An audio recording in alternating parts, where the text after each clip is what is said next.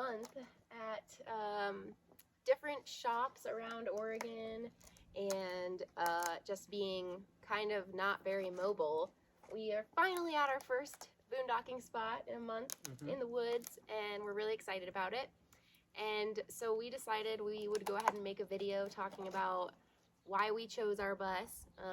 We get a lot of questions about why we chose this particular kind of bus, where we even found it, and then looking back now, if we would have made the same choice.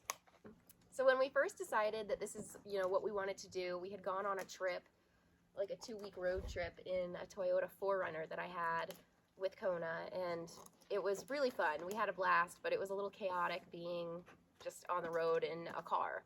So that was kind of when we decided we wanted to do this lifestyle. We started researching different ways that people were living on the road, and we of course saw van life, and we love the mobility of vans, but with Kona being the size that she is, and our lifestyle and storage, we just decided van life was not for us. So that was off the table. The next thing we saw, of course, were Schoolies, which we love. We loved the size of the Schoolies too, and couldn't do a Schoolie because the interior height of most Schoolies are about 5'10", and so with Miles being 6'2", just about, we knew that wasn't going to be an option unless we were willing to do some sort of a roof raise, which was not in our cards at that time. So we stumbled across shuttle buses, which happened to be the perfect medium because the interior height of most shuttle buses is usually what, 6'6"? Yeah, like 6'6", which is obviously doable. And we still kind of got the size and the width of a Schoolie. So once we decided... Yeah, you're gonna have to go inside. So once we decided we wanted a shuttle bus, I started researching gas mileage, types of engines, gases versus diesel, and we even looked at a couple of CNG, which is pretty much propane, buses. But then we settled on diesel. It gets better gas mileage, typically has more torque as far as going up mountains and stuff, and the engines are just built to last. Especially once we looked at the diesel side, we decided that we wanted a 7.3 power stroke because that was one of the most reliable diesel engines we could get. And once we decided that we wanted a 7.3 power stroke, we knew we wanted to get it, as new as possible with less miles, which didn't really work out for us, but we did end up getting a 2002, which is the second newest year you can even get a 7.3. It had 224,000 miles on it, which from my research seemed like that was fairly low compared to what they can do, which is easily 500 to 1,000,000 miles if you treat it right. Then after all that, we knew what we were looking for. Yeah, the next thing that we had top of mind was what size we wanted to be.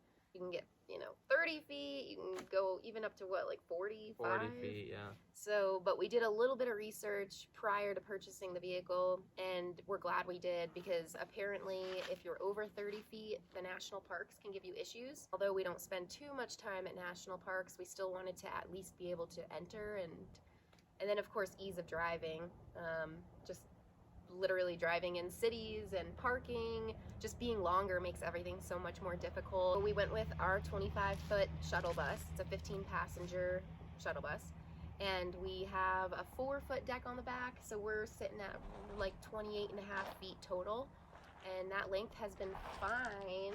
I don't know, I'm not the one driving it. Yeah, it's a little long. It could be shorter, maybe a smaller deck the next time, but... So a lot of people ask us if we have a CDL license or if we need one to drive the bus. No, we don't, because we don't transport 10 or more passengers regularly, and we're also under the weight limit, which is 26,000 pounds. So no, we do not need a CDL. Once the search was on, we looked in mostly Craigslist and Facebook Marketplace, to be honest. Our budget was pretty small. We didn't have much going into the build, but we both were working full-time, so we were planning on just paying the build as we went and got paid. So we did end up buying Irie from a respite care about an hour away from where we lived in Florida, and apparently they let us know that they had gotten it from Philadelphia, where it was an airport shuttle bus. So some of the reason that we got it for such a good price was due to it was used. I mean, it is almost a 20-year-old vehicle, and because of the mileage, there is 224,000 miles, and your average consumer, they don't even look at the gas or diesel comparison. They just see 224,000 miles, and that's kind of like, whoa, that's a lot of miles. So it scares a lot of people away, and that was kind of a benefit for us because we already did the research on the diesel. We knew that they can last so long, especially if maintained and taken care of. So we bit the bullet and went with something with higher miles and saved on the back end, so we could have that little bit of extra savings that we had, assuming that things were going to happen. And they did. The next thing that I think I would find helpful is if you talked about some of the things that you looked for and asked when we bought it. One thing is, you definitely want to take it on a test drive. If it doesn't feel right, there's probably something wrong already. With the buses, it's a lot easier than a regular car because there's space underneath, so you can crawl underneath and see how there's any surface rust or anything. Another thing to look for is maintenance records. If they have maintenance records, it's probably a good sign because that means they've maintained the vehicle. It's not just somebody driving it around without doing any work on it. You can check the brakes if you know what you're looking for just by when you're driving it, using them, and or a visual check. You can go on YouTube. People will give you what it should look like or what is a bad sign of brake wear. Body damage is something that you might want to consider. If you're willing to do some body work, then it could also save you because obviously that will lower the cost a little bit. If you even mention it, you have some body work to do. One of the lower fenders on the other side has a little crack. It doesn't affect anything. It's really just an aesthetic issue. You always make fun of me for that. But we were able to use that to even work the price down a little bit because it didn't matter to us, but it could matter to someone else. Right. So if you're still on the fence about choosing a Schoolie versus a shuttle bus, we figured we'd point out a few things that we didn't realize, or when we bought beautiful Irie here. I know for me, one of the major things that I loved about the bus and shuttle buses in general were the huge windows, because you really can get a 360 view of pretty much anywhere you're pulled up at, which is great, but it does cause issues with insulation. There's only so many ways you can insulate windows. There's a few things out there like Reflectix and blackout curtains that people use. As you can see from our Instagram, we just have bamboo shades, but we are also not chasing any kind of extreme weather. We're not going to go anywhere that has super cold weather during winter or excessive amounts of snow because I can't handle the cold. And we also don't want to be anywhere that's super hot. So we're kind of chasing the good weather, but if you are planning on going places during the heat of the summer or during the cold of the winter, be aware that these windows are very hard to insulate and you will have a very hard time regulating the temperature in the bus. Another thing I will mention about the windows too is if you can find a shuttle bus, you can see the slits, one slit that opens on this side and one slit that opens on the other side. And they let in a really good amount of wind when we're driving. But we've seen other shuttle buses that have those slits on all of the windows. Every single one. And that would be, like on a hot day, a game changer. So if you can find one with extra windows that open, I'd jump on it. Or a junkyard that has them, because we removed all of our windows. So in hindsight, we probably could have found some spare ones at a junkyard or something and fit them in.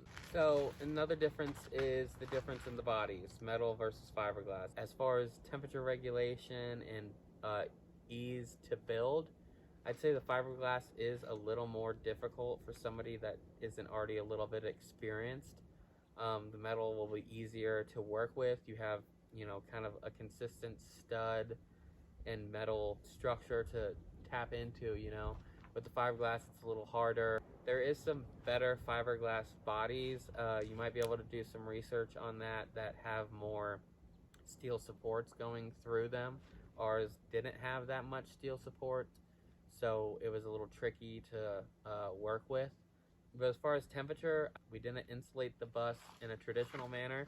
It already had a pretty thick fiberglass, like corrugated, insulated wall system in it.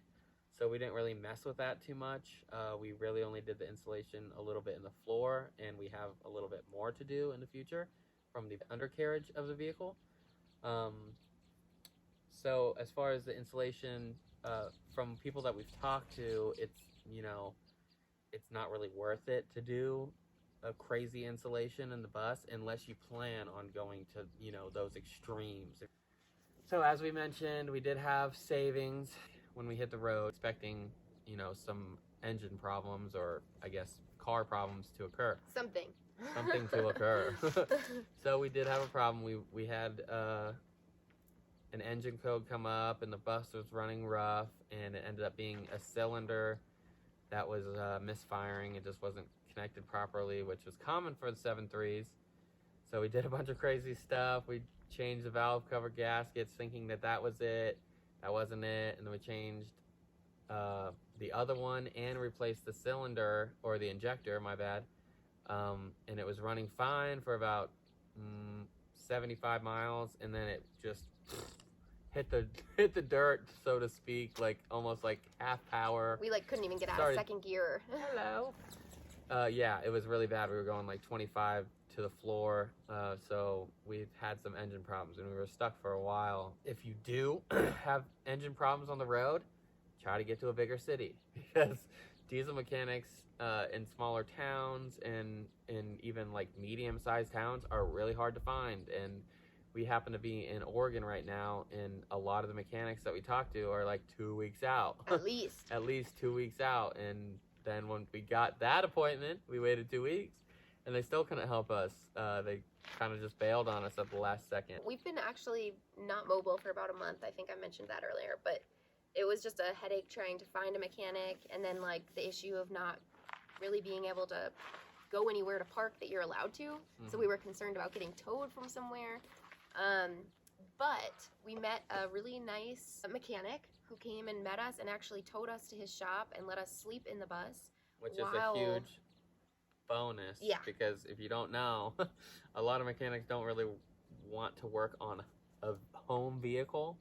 I don't know, maybe they feel more liable if something bad happens, and they just don't want that responsibility. Yeah. Or I don't know, but a lot of them that do work on your vehicle don't really want you to stay in the vehicle when they're working on it. So then there you are in a hotel spending $150, $200 a night, or whatever. It could be cheaper in other places, but yeah, a week in a hotel could easily cost you $1,000. And you don't have any of your stuff. We did not want to stay in a hotel. Yeah, we didn't want to stay in a hotel. So it was really a blessing that we found this guy, and he did a great job. They replaced all of our injectors. They gave us a great price. We even traded some services with them, which worked out great. They did a bunch of stuff on our vehicle, and yeah, highly recommended. If you want to know their name, hit me up. If you're in Oregon, yeah, if you're in Oregon, we would definitely recommend them. Highly recommend. They let us, stay in our bus, so it could have been a lot worse. But he did mention, and so did the other mechanic that we went to, that this apparently is a real pain in the butt. Because the cab, isn't it? The cab. Yeah, the engine was first built for a truck, like a regular pickup truck. So once they started putting them in the E-Series body, it's a lot tighter. They kind of just like put the whole engine together. Like smush. It's like all cramped up in there. Yeah, it's very tight. So for the same 7.3 on a Ford body, on a pickup truck body, versus the Shuttle Bus E-Series front end, it's like real hard to work on because it's all tight inside there. Everything's, it's a very full engine bay. Yeah, so they pretty much told us that the reason that these two other mechanics that we had waited around for probably ended up ditching us was because they just don't want to do it. They just didn't want to do it. Yeah, it's just a little harder. And one of the mechanics actually told us that he would charge 5 times the rate as he would the same engine in a pickup truck, just because of the easiness to work on that engine. So if you're still in the looking process, which if you've made it this far into the video, you probably are, it might be worth looking into different front ends that have still the body, because they are out there. Yeah, they're rare, but they're out there. Yeah, so if you can find one of those, you might be saving yourself a lot in repairs and headaches in the future. And even if you're like slightly mechanically inclined, I know if I had the pickup front end, I would be able to do everything that they did and save myself about $1,500. Yeah. So that's just something to keep in mind when you're looking for a conversion. So that brings us to our next question, which is, knowing what we know now, would we have chosen the same bus?